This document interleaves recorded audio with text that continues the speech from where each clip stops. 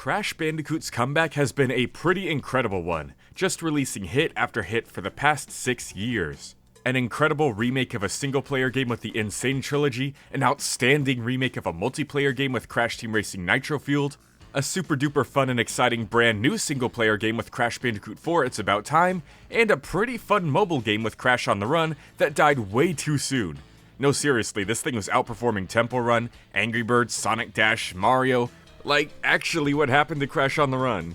But now we're here in 2023 and Crash just released his first brand new multiplayer game of the revival era, Crash Team Rumble. However, unlike all the previous games I mentioned, which debuted to critical acclaim, scoring 8 out of 10s, some even coming close to 9 out of 10s, Crash Team Rumble debuted at a 7 out of 10, and evened out at a 68 out of 100, or 6 out of 10, once all the reviews came in.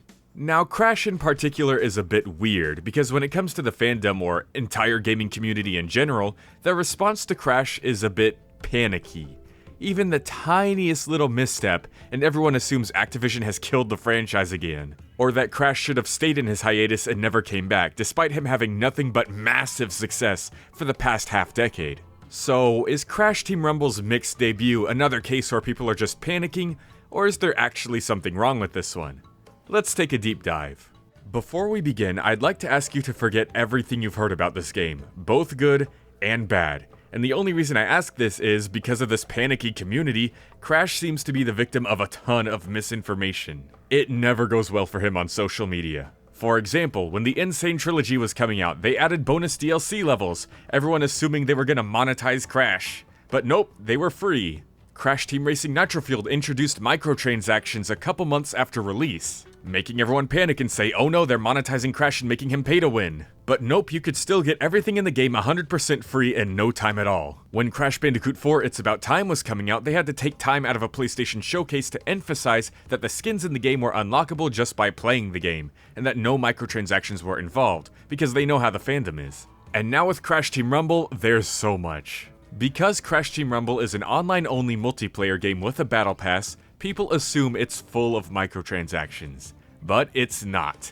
Every character, every map, every power, every skin, every emote, every gear and cosmetic, all your profile customization options are 100% free and unlockable simply by playing the game and completing challenges. Even the battle passes themselves are free for the first 2 passes. Meaning that even if you wanted to spend extra money on this game after already buying it, you just can't, because it's gonna give you everything for free for like the next 6 months, or however long these first 2 passes last. Also, despite what all the reviews and media want you to believe, this is not a MOBA. This is not Crash Bandicoot League of Legends. Not even close. People are only saying that because Toys for Bob had terrible marketing for this game and we're all like, we don't know what genre we just made up, prompting journalists to incorrectly fill the blanks. So if it's not a MOBA or Crash League of Legends, then what is it? Well, let's get into the game.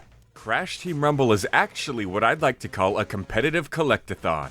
There's a genre title for you, short, sweet, to the point, alliteration. The goal of the game is quite simple. Platform around the map you're placed in and collect Wumpa Fruit, then bring them back to your team's bank. The first team to deposit 2,000 Wumpa Fruit into their bank is the winner.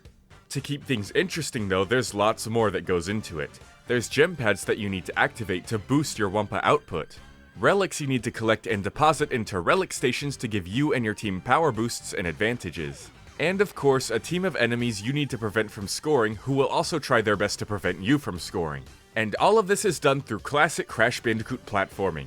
There's no top-down view, there's no menus to navigate commands, there's no RPG elements or anything MOBA-like in this game. All of it is done, again, through classic Crash Bandicoot platforming. All the characters control like they did in Crash Bandicoot 4 It's About Time. Now, all those different tasks I mentioned to get Wumpa Fruit in your bank may seem a little overwhelming at first. How is one little guy gonna do all that?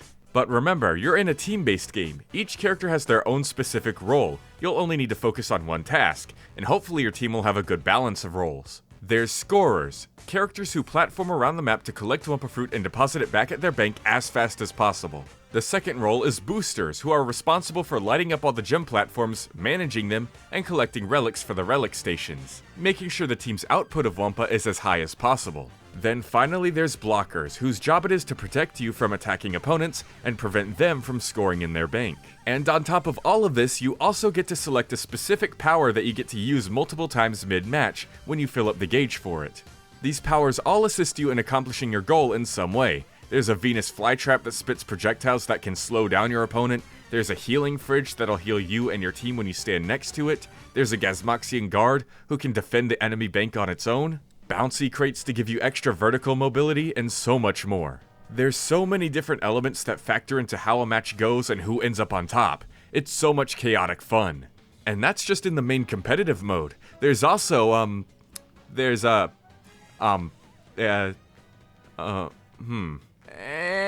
this is where the criticisms come in.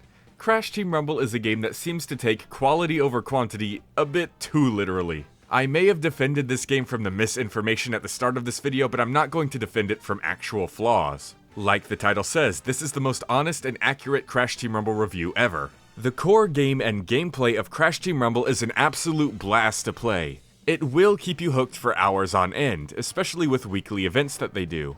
But that core game mode is literally all there is to do. The amount of content this game has is very small. I know they're going to add more characters, maps, and game modes for absolutely free later on, but even then, the launch content is kind of ridiculously little. Only 8 characters, only 9 maps, 1 game mode. It's a really good thing this game is only $30 and not $60 or $70 like some modern games are going up to. Now, many people have still complained about the price and say that Crash Team Rumble should be free to play, especially since it's an online-only game. And while that sentiment is understandable, in practice you would change your mind real fast.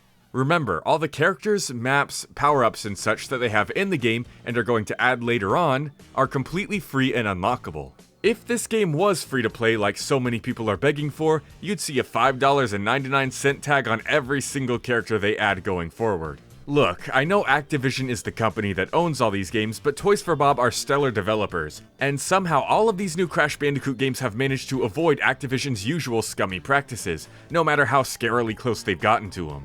I think I trust giving Toys for Bob my $30 on this one. It may not be exactly worth it at the moment, but it will be in the long run. Making it free to play won't be.